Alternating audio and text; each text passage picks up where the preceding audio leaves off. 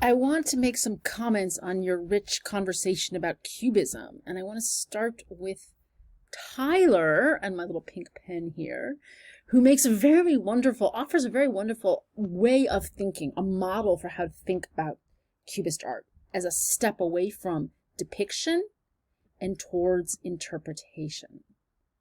This is really insightful. She says Cubism breaks down recognizable forms into basic art elements that can still be typically readable, but are far removed from accurate portrayal. And she points to violin and palette as her best example of this. And she very helpfully juxtaposes the painting, violin and palette, right? Violin, an instrument that makes music, palette, the instrument you use to paint paintings, connecting painting and music. She juxtaposes that with this helpful quote from the textbook, that Brock knits the various elements, really these objects that are represented, a violin, an artist's palette, and some sheet music, together into a single shifting surface, great phrase, of forms and colors. In some areas of the painting, these formal elements have lost not only their natural spatial relations, but their coherent shapes.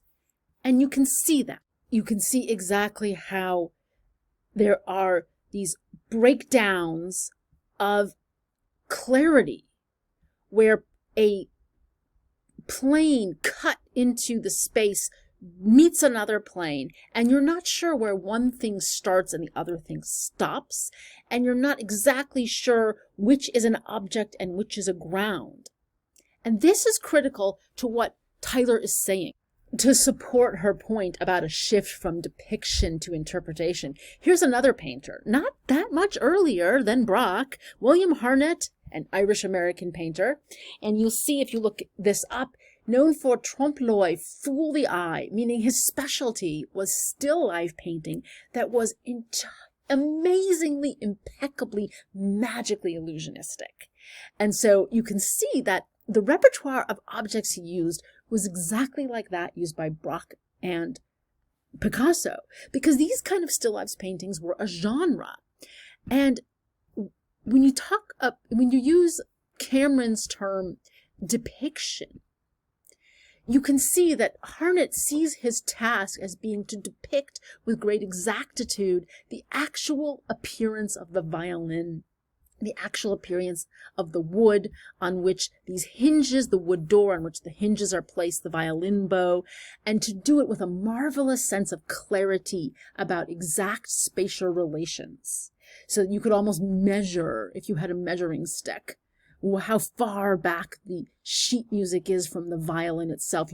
Even though it's a flat surface, you believe it's that clear and precise about the depth, because you are marveling at his capacity to depict things as they seem to our eyes in everyday life. But here, the moments of depiction break down and become confused. So you as a viewer must interpret very actively, what is it that I'm seeing? What is this form that's folded like a triangle? Oh my goodness. Look at, there's some kind of dark, shadowy, there's some grays. Could that be a newspaper stacked up? I don't know. I have to look harder. I have to think harder. And Xiaolang really pursued that idea beautifully, that idea of the viewer. What does the viewer have to do? Let me find my pen. I love to mark. Cubist paintings require the viewer to spend a lot of energy analyzing and organizing. Absolutely. You as a viewer with the Harnett painting didn't have to analyze and organize. Harnett did that for you. All you had to do was marvel at the illusion and to enjoy it. Now you have a different task ahead of you because you have fragmented visual information. So you have to pick up the key information and process it, right? You are working harder because you are involved in a puzzle. And so you must use your own imagination. They're not handing it all to you on a silver platter. And Xiaolang characterizes that here in this passage, talking about the portrait of Daniel Henry Kahnweiler as a deconstruction in which the figure is reduced to flattened triangles, squares, and rhombuses. I love this word, truncating each other, right? They truncate, they abbreviate, they collide with each other. That's exactly right. And in addition to those truncated, colliding, sharp edges of shapes that seem often broken and incomplete, we have these marks that evoke modeling of form, but it becomes a kind of diaphanous veil or a atmospheric haze, so that things come into appearance but also seem to dissolve, and nothing is stable. And we have certain very simple, clear elements that are like a cartoon drawing of hands, but elsewhere we are in a mystery. So we could say that Picasso and Braque in paintings like the portrait of Kahnweiler have problematized representation.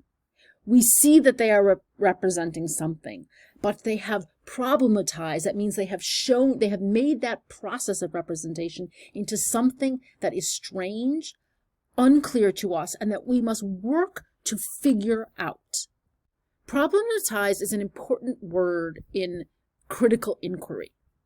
It's an essential move in critical thinking, where you take something you're investigating and you stop assuming that all is known about it. It means to take something that seems known and see what is a problem about it to figure out. And so they offer an example here: make into or regard as a problem requiring a solution, which is what Picasso and Braque are doing. They are taking something as simple as still life or portrait painting, and they are problematizing the entire process. They are making it seem as if they are discovering entirely anew what would be involved in attempting to represent a figure. So Hartnett knows what the end game is. He knows the techniques, knows the tools, knows why he's painting. He's painting in order to captivate you with illusion. But Picasso and Braque are actually problematizing their whole artistic endeavor so that they are hanging out in uncertainty. They are making you as a viewer uncertain, and they're not even sure what this all adds up to.